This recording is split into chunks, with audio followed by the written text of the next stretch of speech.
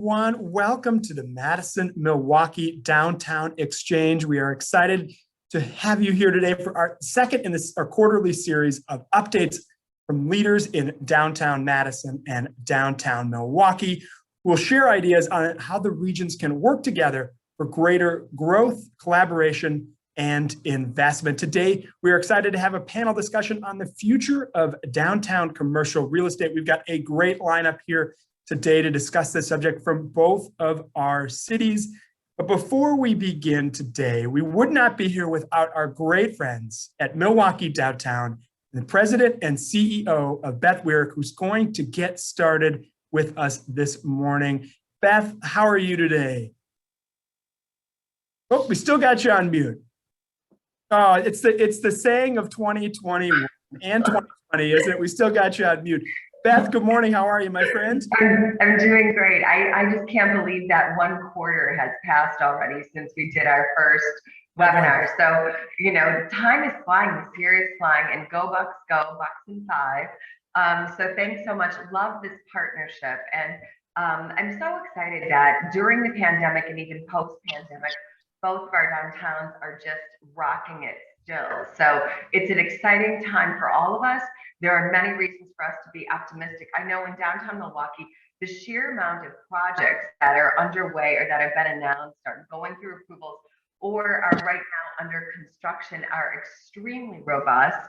And that includes 3 of Milwaukee's tallest ever residential buildings that will total over 1,000 new residential units. And again, either under construction or in the approval process. And of course, that includes the Hines Tower, the Ascent, and really excited about the Couture. We finally broke ground after 9 years. So exciting times. Of course, the announcement about Milwaukee Tool taking a 375,000 square foot vacant building and adding 1,200 new jobs to downtown Milwaukee. I know downtowns across the country are looking at us with envy right now. So wishing all of you the very best as well as we continue to all work toward our retention and recruitment initiatives.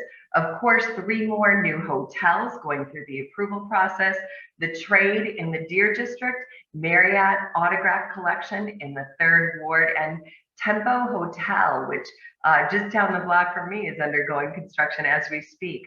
The other thing that's really been exciting for us as all of us have made our way back to the office is just the increased amount of foot traffic, footfall that we're seeing in our downtowns. The vibe is there, the energy in there is there, and of course it does help that the Bucks are doing so very well. So continuing to support all of our retail and restaurants, and it's so great to be back and have that strong sense of community connection. Looking forward to the Rexnord Power Transmission Headquarters opening. And of course, just 10 days ago, we had the groundbreaking for BRT. So, and we are very excited about the completion of the expansion of the Wisconsin Center District. And we know the list is going to continue to grow, just as it is for you in Madison, Jason, and how fortunate for all of us that we've got this great panel, and we're going to hear more about what's happening in our downtowns in our real estate market. So thanks to everybody for being here today. Stick with us. We're going to continue to do great things in the state of Wisconsin. Well, Beth, just amazing to hear about all the great news. Milwaukee Tool, the Trade, the start of the Couture with our friends from Findorp, and so much happening here in Milwaukee. It's amazing. There's a lot happening here in downtown Madison as well. We have a couple of very large projects that have gone through the entitlement process and are hopefully ready to go soon. And starting with the American Exchange project right on the Capitol Square, the last piece of the puzzle with over 350,000 feet of commercial space. We also have WIDA with the great new building in the Cap East section of downtown, over 100,000 commercial square feet, and very exciting for a tourist attraction right downtown. Hopefully the new History Museum located on East Washington Avenue. So a lot of fun things happening. We also have, not to one-up Milwaukee, we have 2,000 residential units on the plans here in downtown with some great projects, including the Olive on the iconic State Street, 300 block of State Street with 500 units. Got 200 units on West Wilson. We've got 150 units on East Wash. We've got Novo, which is almost finished here right in the center of downtown with over 200 units, and Arden, which was just finished on East Washington so exciting, which is right next to the new Madison Youth Arts Center and the Wisconsin Youth Symphony's new project, just a half a block away. That's amazing youth arts corridor right in the Cap East section of downtown. So there's a lot of fun things happening, but we wouldn't be here today if it wasn't for our sponsors. A huge thanks to Bolt. We are so thankful for all they do. But before we hear from Bolt, we're going to hear from our friends at Reinhardt and Joya Wodarczyk, who is an associate at Reinhardt Van Buren. Welcome, Joya. How are you doing this morning? I'm doing great, Jason. Thank you. Welcome, everyone. My name is Joya Wodarczyk, a real estate associate attorney with Reinhardt Van Buren, a full-service law firm with multiple offices, including in Madison and Milwaukee, and a proud sponsor of DMI's and Milwaukee Downtown's Madison and Milwaukee Downtown Exchange. As we all know too well, the last year has brought new challenges to the forefront of all areas of our lives, including in our downtowns. And Reinhardt is committed to assisting our clients, supporting our downtowns, and sparking collaboration as we all traverse the ever-changing landscape that we live in today. So, on behalf of Reinhardt Van Buren, I would like to thank you all for being here this morning.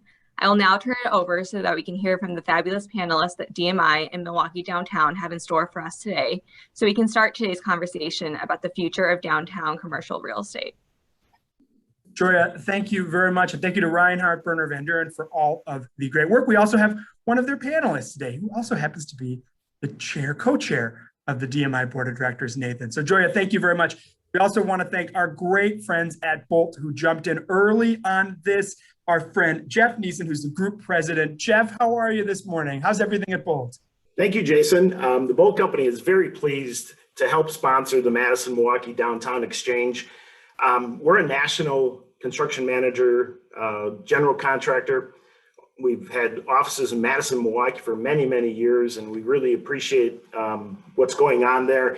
Feels like we're coming out of the pandemic funk. The downtowns are getting more and more life in them, and that's just a wonderful thing. It'll be interesting to hear from our panelists on what this means in terms of coming back to work and what occupancies are going to look like and what reconfigurations might be necessary and so forth. So I'm anxious to hear from them, so I'll stop talking and turn it over to our panelists. Thank you.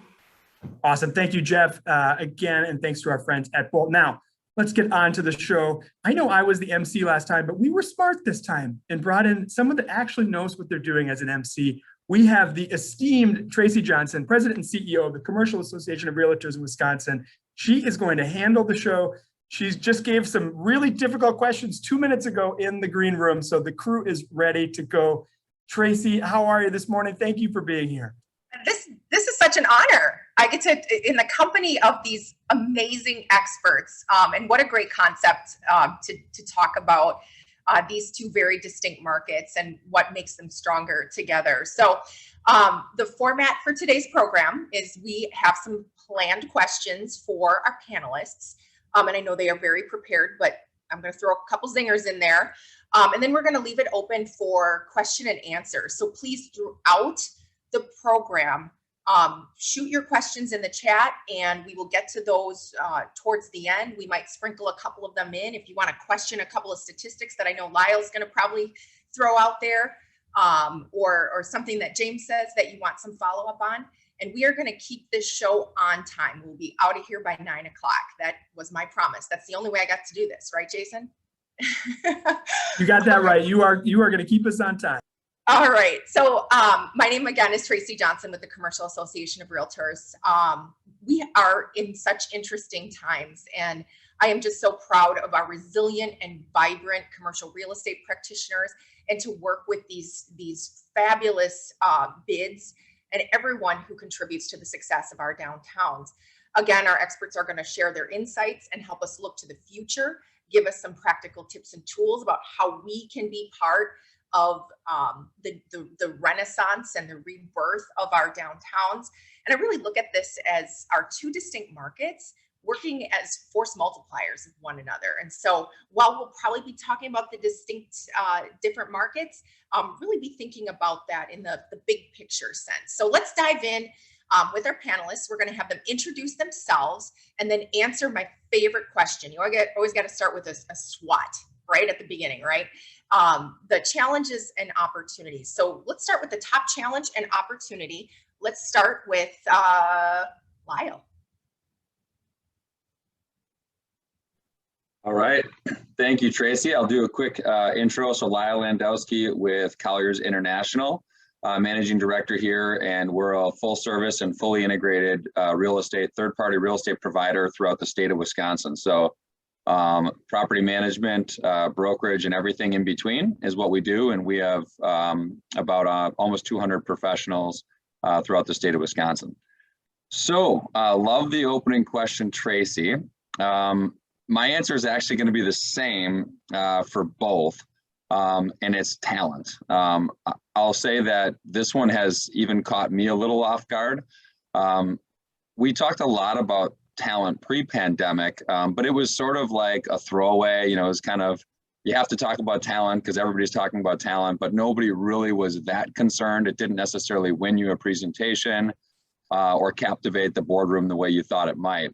I will say post-pandemic, red alert sort of has gone off, and we are facing a major talent shortage nearly in every industry, and commercial real estate certainly is no exception. But I'm thinking more so of our large corporations and our small to mid-sized companies here in Wisconsin that are really facing a challenge. I will say that in Milwaukee, it's been good and bad, and Madison, I'd love to hear the same. We've won some large assignments and large corporations, Milwaukee Tool being a recent one that stayed downtown or came downtown as a result of talent. But it's also going to continue to be a major opportunity that we're going to need to focus on is how are we addressing the talent shortage? How are we positioning ourselves as a city to bring in larger corporations, attract talent to Milwaukee? And we certainly have some things we can do there we can talk about later. That's a great answer. And I love how that highlights the importance of our industry and its relationship with business, with higher education, with high schools, with building that pipeline. That's a great answer. Let's just jump over to Nathan. Thanks. Nathan Wadier. Joya introduced Reinhardt, so I don't need to do that, but I'm a commercial real estate attorney with Reinhardt in our Madison office. I'll go with both the opportunity and challenge as one thing as well, and I would say tech. Pre-pandemic, pretty much for all of us, our offices is where we had the best technology. For many of us, our home offices now have better technology than we have at our office. And how do we flip that back in order to get people back into the office and see the advantages that we had pre-pandemic, post-pandemic? That's a great answer. And in some companies, it's how do those two work together? I love that answer. A lot to build on from there. Let's go to James. How do you feel about answering that question? Also will have the same, sustainability that comes to mind for both the challenge and the opportunity. Sustainability in that, there's a lot of activity that's going on downtown.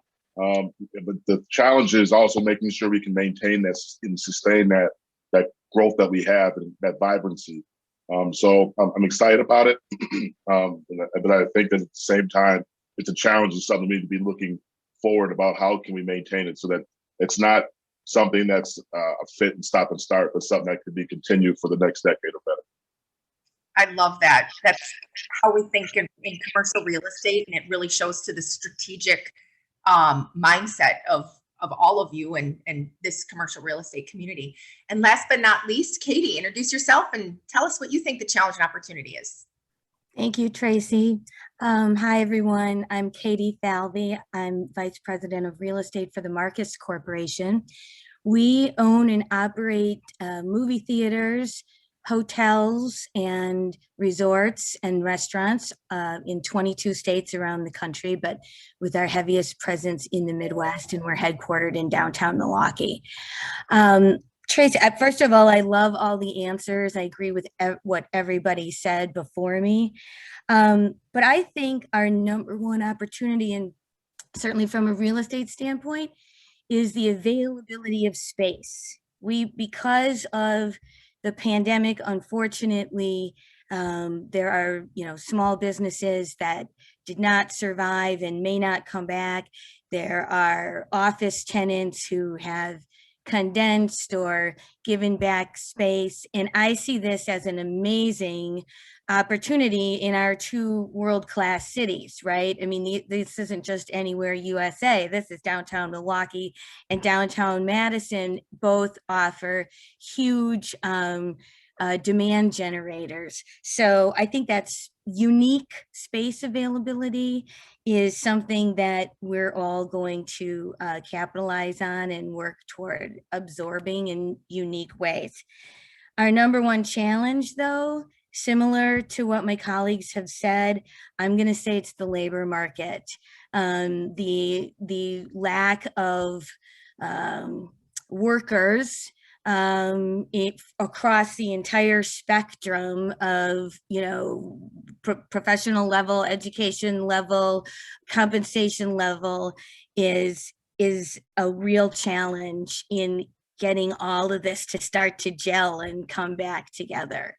And coming from the perspective of hospitality and entertainment, we're kind of like 24/7 businesses. And so you may hear in my comments today, a very serious concern about labor. Thank you. Yeah, that's great. And I think it's a perfect segue to our next question about reimagining the space and possible,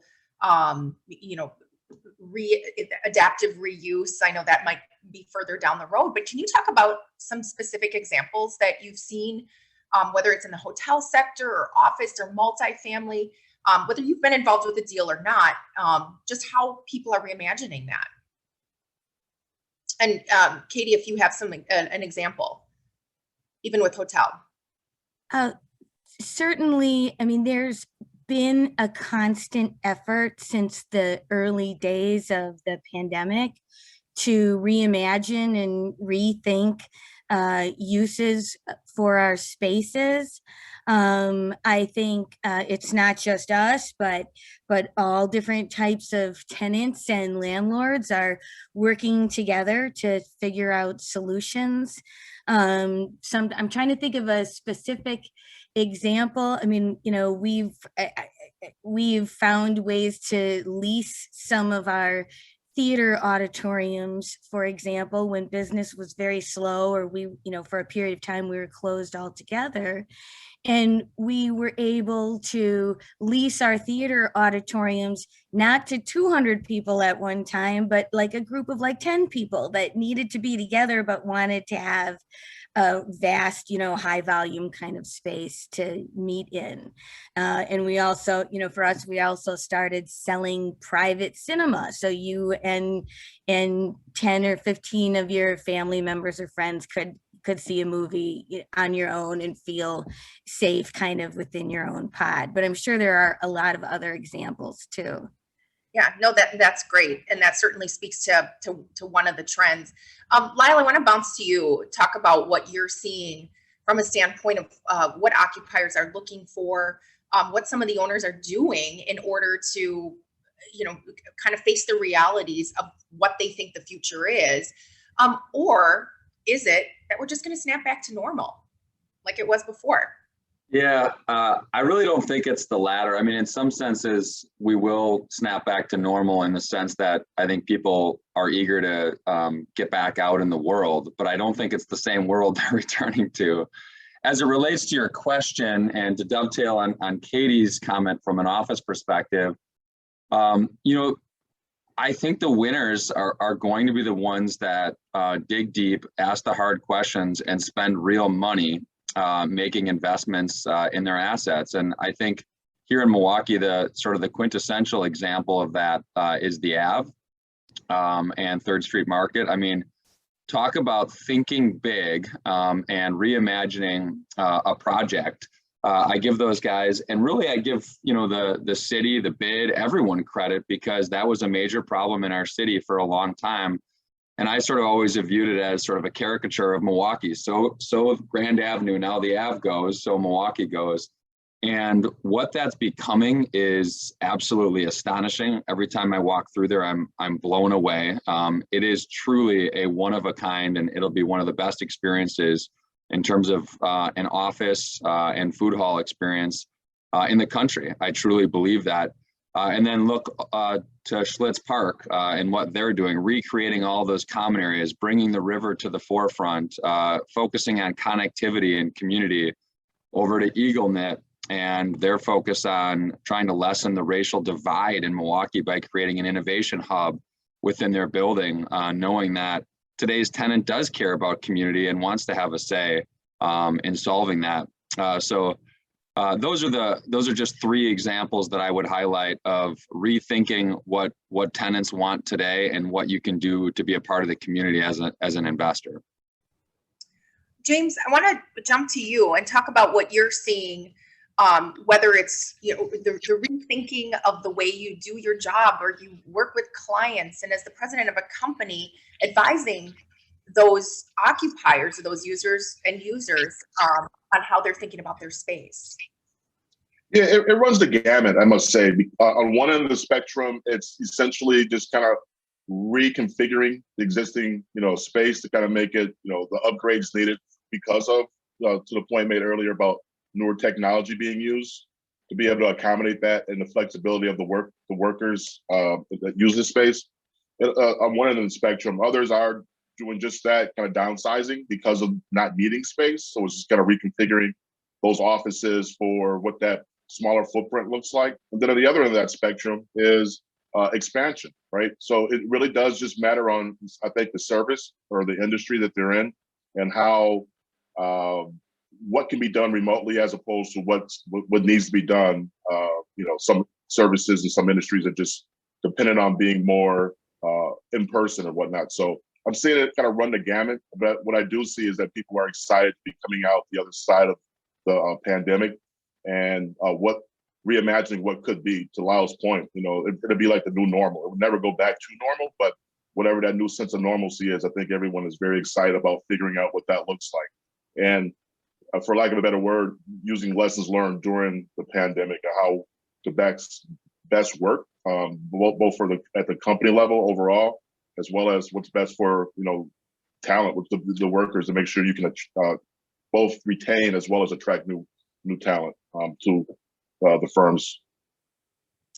You just teed up another great question about those lessons learned. So I want all of you guys to be thinking about that. But James, I want to build on that question and your answer. You're talking about changing spaces and modifying spaces or rethinking spaces.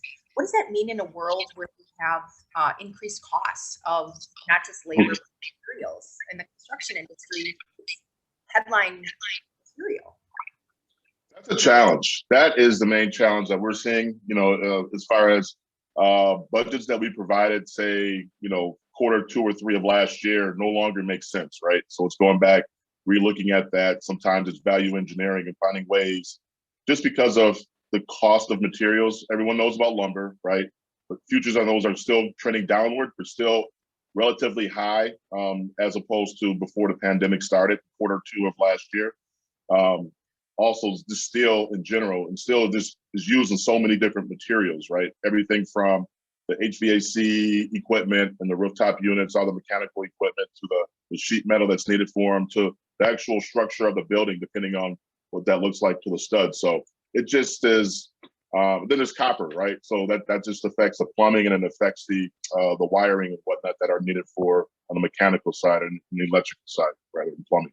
So it's just really challenging. So it's being creative, figuring out ways to do things with less, and or just letting them understand what that budget looks like, or how to readjust the budgets, and communicating what those opportunities look like for reimagining, but then at the same time communicating that in order for us to make that, you have a very small window where that budget makes sense and where you can lock those numbers in to either act on it or risk that cost will continue to escalate, or wait and see if whether or not say 6 months or a year from now the pricing comes down. But what we've seen is that typically it's very quick to go up in price, right, but very slow to actually see those prices come back down again, if any. A lot of times you never do see those de-escalation in prices as you do see the increases. But I do suspect that at least on the lumber side, you'll start seeing those, while we haven't yet, sometime in the next couple months, right by summer's end, and we're hopeful that while the futures aren't trending downward yet for copper, steel, and mainly copper and steel and cement, excuse me, for concrete, that hopefully those will start trending down sooner than later as well. No, that's great, and it speaks to the long game here, right? You talked about sustainability as your challenge and your opportunity, so you're on message, right? I want to switch gears over to Nathan, and this is also going to apply for Lyle as well. When we talk about leases, there was a lot of talk early on in the pandemic as people were shutting down, renegotiating leases, extending terms, lots of different strategies that the attorneys and the commercial real estate brokers and the owners had to kind of get on the same page with. What are you seeing basically 18 months later, 15 months later? Do those strategies still hold true? Did we make the right decisions? Was it overblown in terms of the way we talked about it? What are you seeing the impact as having been, and then looking forward? I'll hit two things: office leases and retail leases. Office leases, I think we pretty much copied what we did coming out of the Great Recession with financing, where tenants aren't signing on to long-term leases right now. They're adding a year or two in kind of a wait and see approach with the lending. We called it blend and extend, just to push it out until there was a new normal and you could decide on those long-term interest rates in that case. Here, it's just long-term viability of the office environment. So what we're seeing in office is still short-term renewals. At least that's what I'm seeing. On the retail side, I'm seeing, again, shorter leases, but particularly with the mall type tenants or the shopping center type tenants, a bigger push towards percentage rent to try to align interest between the landlords and the tenants. Instead of paying that flat base rent, tenants really want the landlord to have more skin in the game in regards to driving foot traffic and getting people back in. So it's still, in my opinion, a wait and see approach. And when you talk about wait and see, I mean, when these were first being implemented, we thought 1 year, 3 years. What is this doing to lease rates or lease deals? I mean, you can only kick this down so long and it starts to have an impact. So what are you seeing there? Lyle's going to probably have a better answer than I in regards to rates coming through. I haven't seen a dramatic shift in those. Vacancies are starting to tick up, but with office leases, it's a much slower duration until we're going to actually see the impact, just because office leases are longer. Retail leases are shorter and there's more traditionally turnover regardless of what's going on. So I haven't seen an impact on that side. That's great. Pick it over. Yeah, I would mostly agree with Nathan. I would say that I think we personally are starting to see a shift in office users' approach to term. It has been predominantly short-term leases. In fact, there's sort of like this, swell in the pipe of all these short-term leases that have been done over the last 12 to 24 months that are now, these corporations are facing a talent crisis and deciding, what do we need, what is our right strategy? And by the way, we have no idea how much space we need because we don't know if everyone's coming back or nobody's coming back or where in between. So I'll say what we are seeing is we are starting to see some of these large corporations and small to mid-sized companies make decisions. I cannot overstate enough how massive the Milwaukee tool commitment was for Milwaukee and the average office user downtown. I mean, I personally have had several users reach out contemplating perhaps it's time for us to make a downtown commitment. We're out to lease with one right now who quite frankly doesn't know how much space they need and is just going to agree to the remaining space, focus on creating a space that will attract talent, and then develop their strategy 2, 3, 4 days a week, whatever that may be, based on where they end up. And their focus being, let's build something that will bring people to the office and will add value, whether that's 1 day a week or 5 days a week, because we want to make sure we can attract talent. And I think what's driving the term is the talent and the construction cost. So to create that meaningful space, it's not cheap. You know, we used to say 50 to $75 a foot. I mean, now it's 75 to 125 for a really good turnkey space. In most of our, you know, whether it's downtown or in the suburbs, you're not doing that on a 2 to 4 year term or even a 2 to 5 year term. So are there still people doing short terms, Nathan? I totally agree. But I say on the front end, we are definitely starting to see, we're right at the beginning of, I think, some of these companies making longer term commitments. And I do think you know, I'll call it the Milwaukee tool effect, playing a significant part in that. I love that term. And you spoke to success begetting success. I know vacancy in downtown West CBD in Milwaukee, at least, was something like 39%. I mean, this is gonna put that market in a very competitive environment and possibly increase rates and, you know, obviously the demand. Katie, comment on that. Thanks. Well, I wanted to add to what Nathan and Lyle were saying to your question on leasing. Another dynamic that we saw during the pandemic on the retail side, and we consider our movie theaters as, you know, in the retail category, what happened is landlords offered deferrals, right? So the business is out of business, has absolutely no revenue coming in the door. And so we saw a lot of landlords of ours and other retail categories offering some free rent, you know, forgiving rent during the worst part of the pandemic, and also deferring rent, allowing you to, you know, not pay it for a certain number of months, and then you can pay it back over 12 months or 18 months or something like that. And what that means, though, is it's interesting to see how this is all going to play out as the retailers are now starting to pay back these rent deferrals.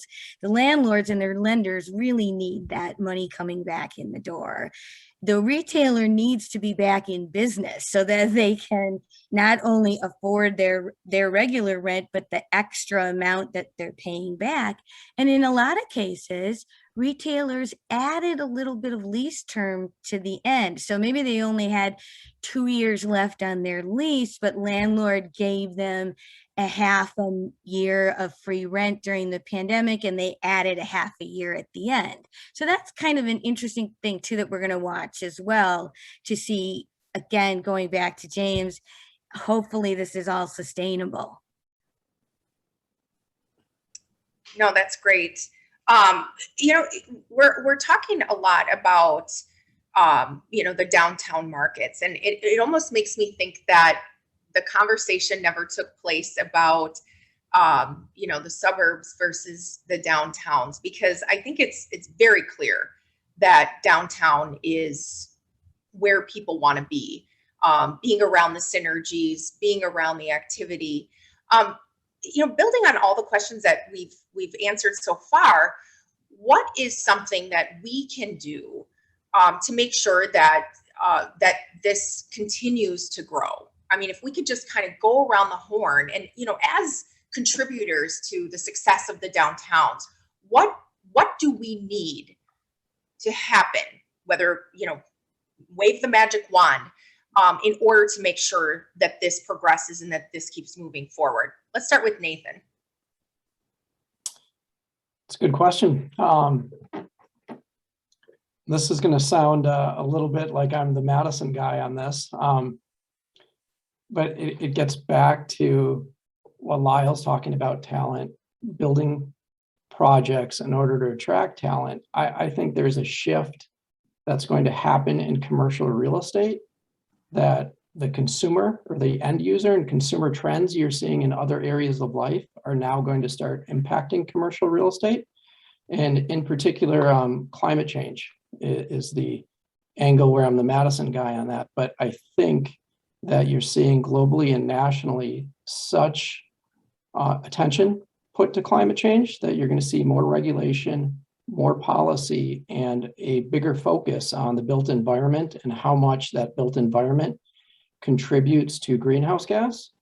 And so you're going to see your end users of all of our products starting to put that in the forefront of their decision making. So when you think about your own carbon footprint, it matters a lot more where you live or the building you work than the car you drive or whether or not you're going to use a plastic straw at lunch. And so in our downtowns, just the density of downtowns and how we do our land use goes hand in hand with climate change policies. And so there's going to be a shift, I think, in regulation and policy making that's going to be an advantage for the downtowns.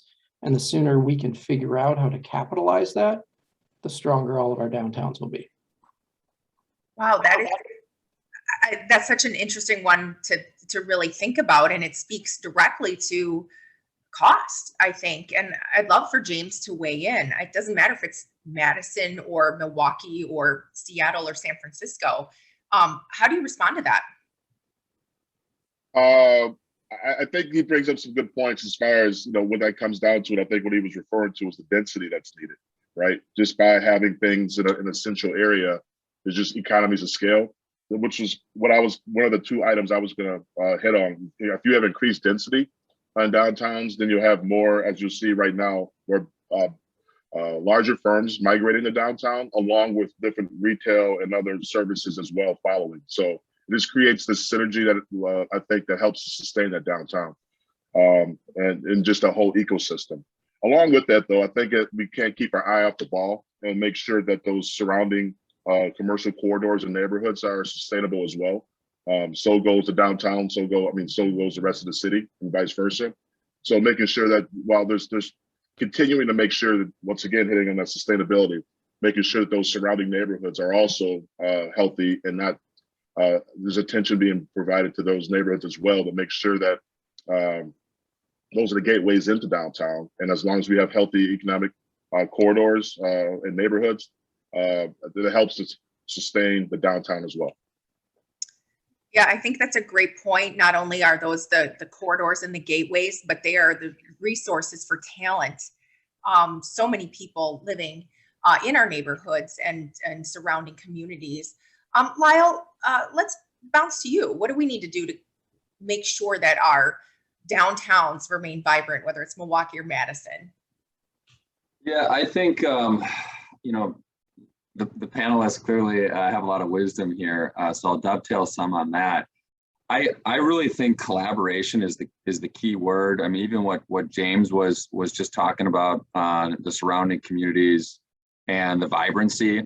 If you look at, you know, I'll use Near West Side Partners as my poster child, but if you look at the collaboration that was created there to create meaningful, long-term systemic change in that community, and it's not like a one-time thing. I mean, it takes a long period of time to create change. But you look at Harley, MU, Aurora, and I know Miller Coors and others, and the energy and focus that was created across from public spaces to housing to schooling. There's no question that kind of collaboration is what's going to be needed to be successful long term. So when I look at downtown, I think that's probably my number one thing. And, you know, even I'll shift gears, same focus. So I think James is spot on. And then an earlier theme I'll pick up that Nathan hit, which is tech. There's no question we're moving to a world that's focused on tech. Clearly, Madison has a big advantage in a lot of ways to Milwaukee on this. But you're seeing collaboration now on the tech side that I've never seen in Milwaukee, with Northwestern Mutual certainly being one of the folks leading the way. How do we create a tech ecosystem, and how do we leverage our universities, which really I think are leading that charge? Madison's a darling, so to speak, nationally, but don't sleep on MSOE, on UWM or Marquette, because they're doing some really exciting things. And those, like Direct Supply, making a massive commitment downtown and partnering with them that catch that and see that talent pipeline, those companies are the ones that are going to win. But in the end, we all win by the collaborations that's fostered there. I think that's great. And I love that you said don't sleep on MSOE. That's we have got so many great education institutions. Before we get to the questions from the audience, and by the way, throw them in the chat and we will make sure that we get to them. Katie, let's move to you. What do we need to do to ensure our downtown stay vibrant? 3 things. to continue the momentum we have going in downtown Madison and downtown Milwaukee. Number one thing we need is people.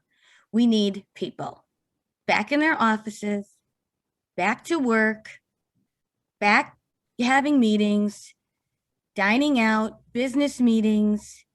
We need people. It is the number one essential for all of this. And I know we all love our hybrid situations. I do too. But we cannot, in order to have the vibrancy that everybody loves of a city, you got to have people in those spaces. The second thing we need is bold decisions by the private sector. I think our continuation of this momentum is all going to be driven by entrepreneurs and private investors who are making decisions, Lyle, who are making bold decisions like Milwaukee Tool did. In Milwaukee, we need more of that. And I think we have plenty of leadership in the private sector in both markets for that to happen. And then when you have the people and the bold decision makers, the third thing that we need is for the government to either support those efforts or get out of the way. I think that's, that speaks to, I think, a long-term thinking and very future thinking. And I couldn't agree with you more. As you were talking, what I kept thinking about when we talk about people and bringing people back together is just how important people within our business improvement district and within our real estate community have been in making sure that people feel safe and comfortable and confident in gathering. I know I've sat in on calls with pretty much everyone on this panel in different ways to say, how do we do this safely? And I'm just so proud to work with, this industry. And I think we should all be really proud of, all the progress that we've made and how we've set ourselves up for the future. So I'm going to go to one of the panelists or one of the attendee questions. And by the way, if you have questions, please put them in the chat. Talk about housing. And this is such a great one that speaks to, we were just talking about talent. Where are these people going to live? So what is your take on the cost of housing and the challenges of availability, especially in some of the closer communities where a lot of the talent resides and we depend on to fill our offices? Let's start with Lyle. Yeah, I certainly by no means consider myself a housing expert, but I think we're sort of all being forced to be, right? I mean, there's been a 20-year shortage of housing supply. In other words, housing supply has not kept up with demand. We've been underbuilding. And there's no question that those cities, and again, big picture, macro, we're working towards a more urban world, right? Where basically people are moving to urban centers. Last week we had another corporation move to Milwaukee for talent. Talent is attracted to urban centers. I think by 2050, the US will be 90% of people in the United States will live in urban areas. So if you haven't built housing that can attract that talent, your city certainly is not going to be one to capture that growth. And I guess two things come to my mind. Affordable housing, there's a lot of talk about housing, but we have to have housing that meets all different demographics and income levels. And two, scale of housing. One thing that has truly been eye-opening for me is to see Northwestern Mutual build what they built at 777, followed by, what was going to be followed by Couture was Ascent, then Couture, now Hines. And the scale of projects that they're building and the type of capital stack that they're now able to get outside of the region because how the world looks at secondary cities with the macro trends of housing, totally different ballgame. And I think that kind of thinking in terms of scale, both to the affordability and high rise and everything in between is how we need to be looking at things, because this isn't just a one or two project thing. We're talking thousands of units, that we need to be thinking about what we're doing with coming down the pipeline. Yeah, that's such a great answer. And you could have fooled me. You seem like an expert on housing. James, I know I always come to you when the question of cost comes up, but do you have anything to weigh in on, especially when it comes to, the cost of building these apartments and these condos? Some of these performas can't work in the areas that we're trying to, create opportunity. Yeah, I put them in two different buckets, right? We'll have your market rate housing, which I think that, for lack of a better word, is what it is. It's kind of a product of just that, the market. But then there's affordable housing, which I think is something that everyone needs to kind of pitch in to figure out how to fix that, or how to make sure that there's a sufficient amount of that. And I think that includes both public and private sectors in order to kind of figure out and make sure it is affordable for all. So right now they have what, LIHTC, low income tax credits. I think that's one tool in the toolbox, but I think others are needed to make sure that housing does remain affordable for those who actually are, providing those services and working in the downtown and the surrounding neighborhoods. So otherwise, you have this weird dynamic where people who are, I think I've heard twice in the last month or so the example of Aspen, right? You have these nice absorbent ski town where the people who actually are working there have to drive 30 plus minutes in order to get to Aspen because they're priced out of anything that's in the, in the adjacent area. So just not wanting to have that dynamic, it's kind of already here, but trying to make sure we go the opposite direction and be intentional about making sure that, whether you want to call it affordable housing, low income tax credits, or workforce housing, whatever makes you feel better about it, it's the same thing. It's making sure that the average person can afford to live in whatever market that they're working in. So I think that it's something that's needed, and it's going to get more and more acute. As Lyle had mentioned, that it's been a shortage all this time. That, coupled with the fact that there's been, what do you want to call it? The right term that I think they use is wage inflation, which means, God forbid, give people raises, who are making less than what a lot of other people are making, just to kind of make things more affordable. So I think between different policy about what a fair wage looks like, along with making sure that there's more tools in the toolbox to make sure that housing is affordable for all, are needed. Well, I think what's interesting, the way you kind of tied that together, James, in terms of, housing is really a talent component of that. This is also interconnected. We need public sector, private sector, real estate, construction, all really thinking about this holistically.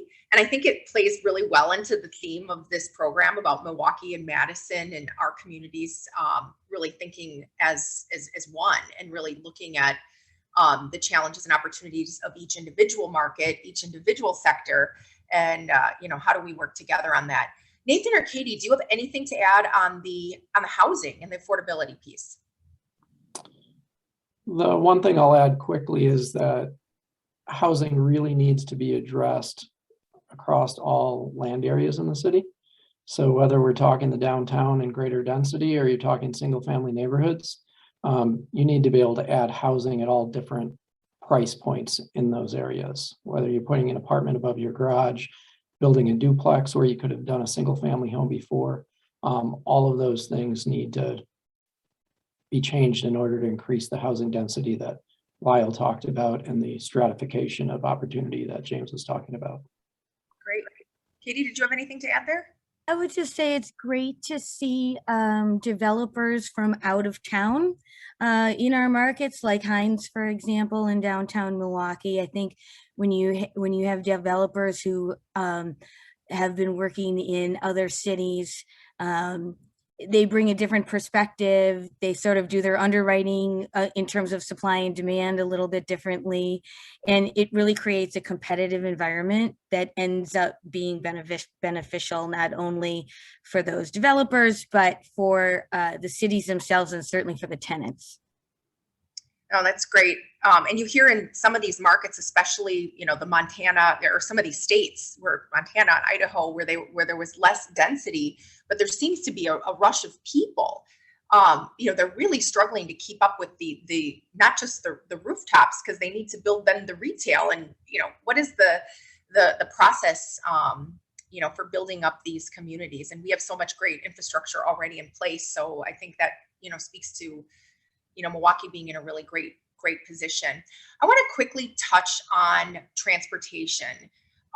In Milwaukee, I know we have the streetcar. We talked about the BRT, you know, as a new project coming forward. And even in Madison, I think, you know, there's a great deal of transit use. While I don't have the statistics, but if we could just quickly speak to the importance of transit and transportation options to our downtowns. And again, let's hit this quickly because I have a final question for all of you. Let's start with James. I think mass transit's needed in any class A or B city that you go to, whether here in the United States or overseas. It's inferred. The fact that so we need it, but we need it at scale. Something, that little trolley that goes around in a circle is not going to cut it. We need something that's going to actually do and move people from throughout the city and actually move people. So need it, but at a better scale in order for us to be a true class A or B city.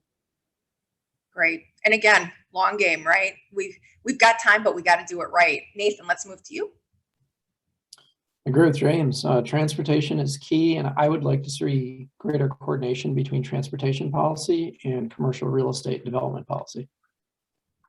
Yeah, and it's certainly a top priority. I know in the area development magazine, it's almost reflective of what we're talking about in this panel. The number one thing that companies are looking for is access to talent, and then access to infrastructure. And that can be, you know, a freeway, a highway to move goods and people, or transit to move those workers around. Lyle?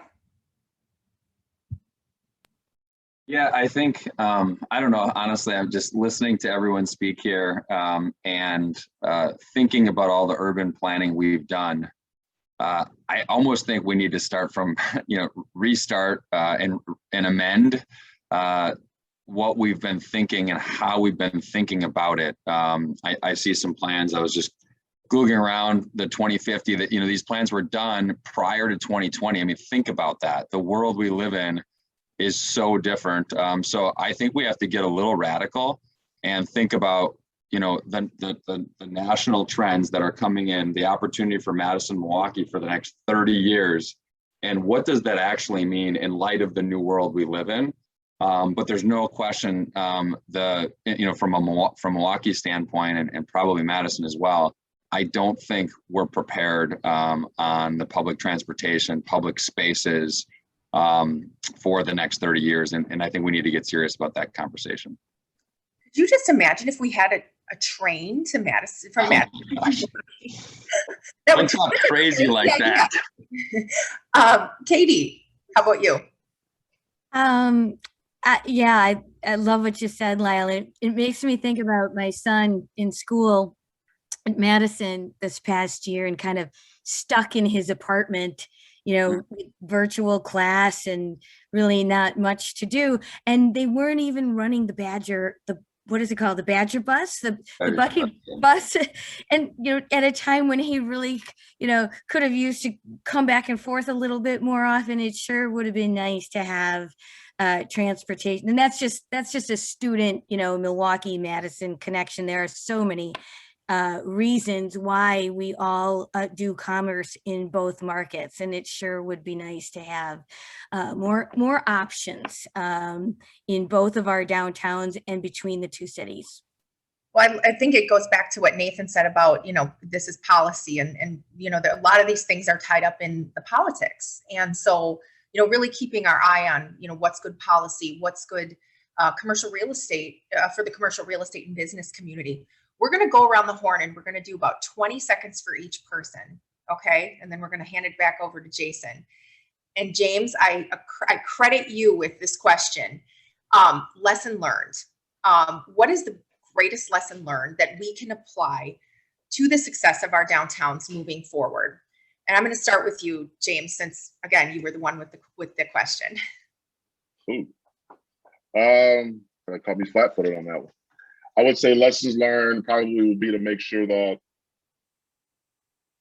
everyone shares in the success of downtown, as opposed to the past where that necessarily was not the case. I love it. Nathan. We can change quickly. All of our businesses did radical changes over the past year. We've all been successful and as busy as we've ever been. And just taking that mentality going forward to be creative and being willing to, as Lyle said, make bold changes. I think that's the lesson that I've learned. I love it. Resilient. Katie, how about you?